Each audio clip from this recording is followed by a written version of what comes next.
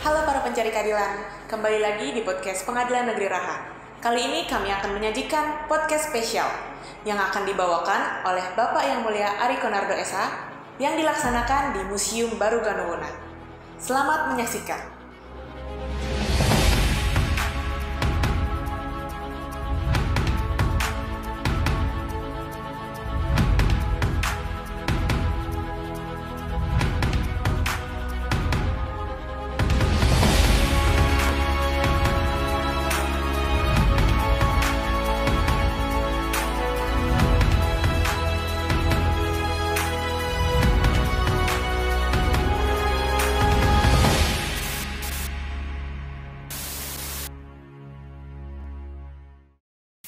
Baik, assalamualaikum warahmatullahi wabarakatuh. Selamat siang, salam sejahtera untuk kita semua. Om Swastiastu, Namo Buddhaya, salam kebajikan. Baik, kembali lagi bersama kami di podcast Pengadilan Negeri Raha. Saya Ari Konardo. Sekarang saya di Museum Baru Ganowuna yang ada di Kabupaten Muna. Saya sekarang berada dengan Bapak Ramadan ya Pak ya? Iya, Pak, salaman dulu kita Pak. Ya. Baik, Pak Ramadan, sehat Pak? Alhamdulillah sehat. Alhamdulillah. Jadi izin Pak, mungkin kedatangan kami ke sini agak siang ya Pak ya. Iya. Jadi kami ke sini itu mau ngobrol-ngobrol, berbincang-bincang sama Bapak terkait Kabupaten Muna ini Pak. Oh iya. Jadi nanti mungkin Bapak nanti bisa berikan pencerahan nih ke kita nih. Oh iya. Karena gimana Pak? Karena podcast ini nanti ditonton oleh seluruh warga peradilan. Oh begitu. Jadi khususnya di Kabupaten Muna, Muna Barat, Buton Utara. Iya. Bahkan ini sampai keluar daerah Pak. Oh iya. Jadi bisa jadi nanti se-Indonesia Raya ini nonton juga Pak. Yang penting diklik linknya, ditonton deh. Ya Pak ya. Iya. Baik Pak. Mungkin Bapak bisa menjelaskan nih, kalau sejarahnya Kabupaten Muna ini sampai disebut Kabupaten Muna, berdirinya gimana Pak? Apakah dulu bukan Kabupaten Muna namanya? Oh ya. Kabupaten Muna itu terbentuk itu tahun 1959 dan terancang 1959 dikukuhkan nanti 1960. Dan bupati pertamanya Abdul Kudus. Abdul Kudus. Iya, Laode Abdul Kudus. Laode Abdul Kudus. Ya. Setelah terbentuk Kabupaten Muna, dulu Buton Utara ini masih wilayah Kabupaten Muna. Oh, Kabupaten Buton Utara yang sekarang. Sekarang ini masih masuk wilayah Kabupaten Muna. Termaksud Kabupaten Muna Barat masih wilayah Kabupaten Muna. Karena terbentuknya Kabupaten Muna itu waktu di zaman masa prasejarah, Muna dulu kan dia hanya memiliki 4 distrik. Iya Pak. Distrik Tongkuno, distrik Kabawo, distrik Lawa, dan distrik Katobu. Syarat pada saat pembentukan Kabupaten Muna berkaitan dengan terpisahnya antara Sulawesi Selatan dengan Tenggara, karena di era-era tahun 1950-an sampai 1950-an itu kan kita masih satu provinsi, namanya Provinsi Sulsera, Provinsi Sulawesi Selatan Tenggara. Oke. Karena kita kembali ke tadi 4 distrik, bahwa Muna hanya 4 distrik, itu di dalam persyaratannya karena dia tidak memenuhi untuk sekarang adalah wilayah kecamatan, maka ditambahlah wilayah 2 distrik di seberang yang sekarang itu namanya Buton Utara. Di Kabupaten Buton Utara. Di Kabupaten Buton Utara. Itu namanya distrik Kulisusu dengan distrik Wakorumba. Maka terbentuklah Kabupaten Muna 1960. Di tahun 1960 baru berdiri Kabupaten Muna ya Pak ya. Iya.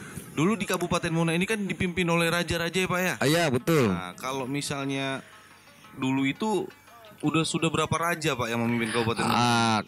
Kerajaan Muna terbentuk itu pada tahun 1210.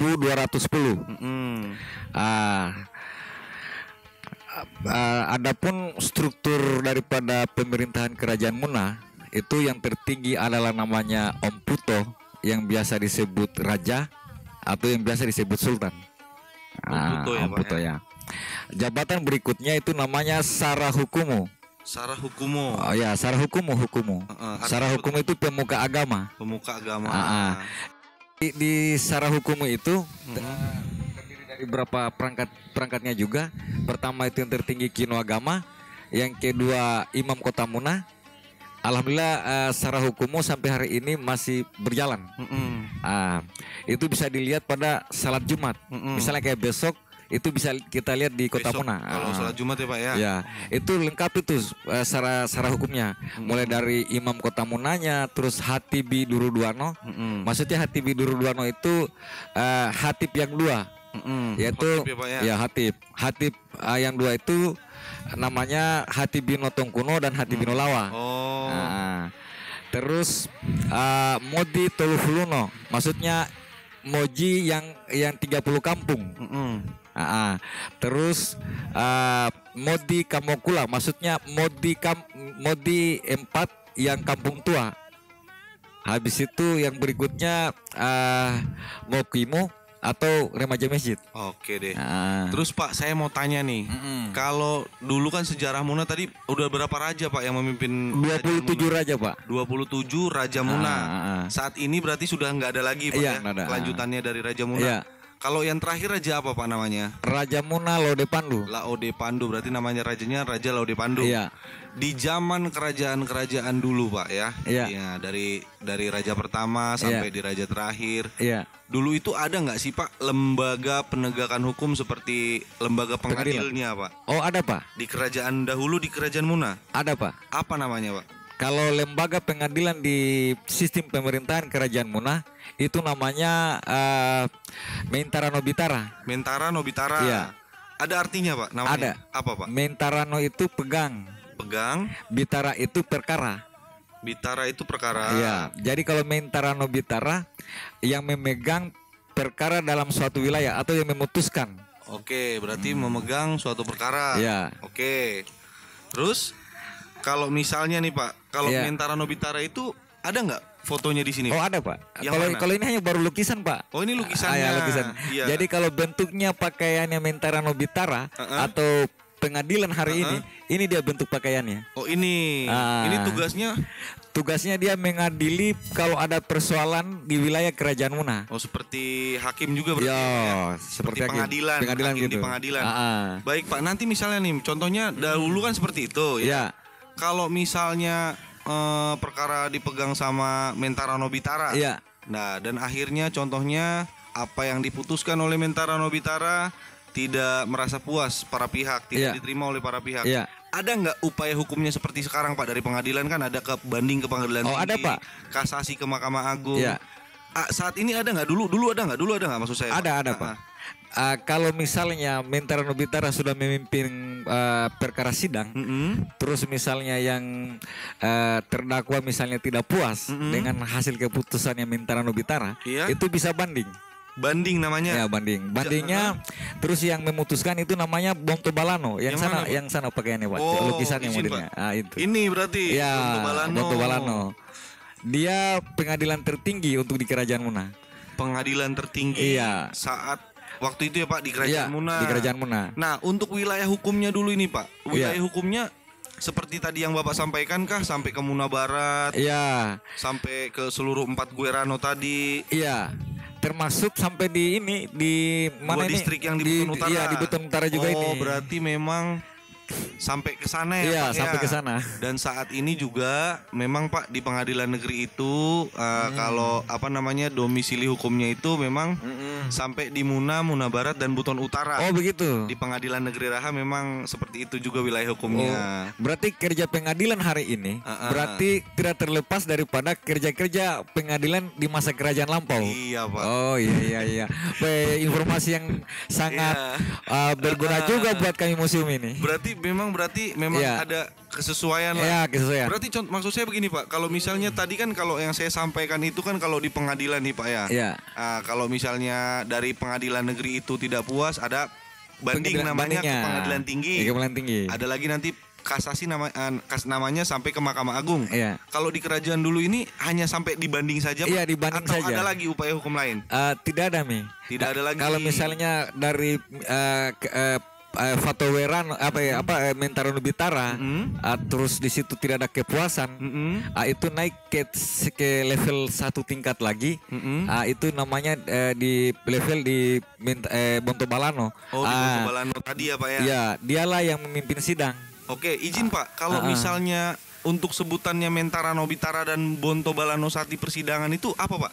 Apakah dipanggilnya Bontobalano, Mentara Nobitara, atau ada sebutan yang dituakan kepada mereka Pak? Disebutkan jabatannya Pak.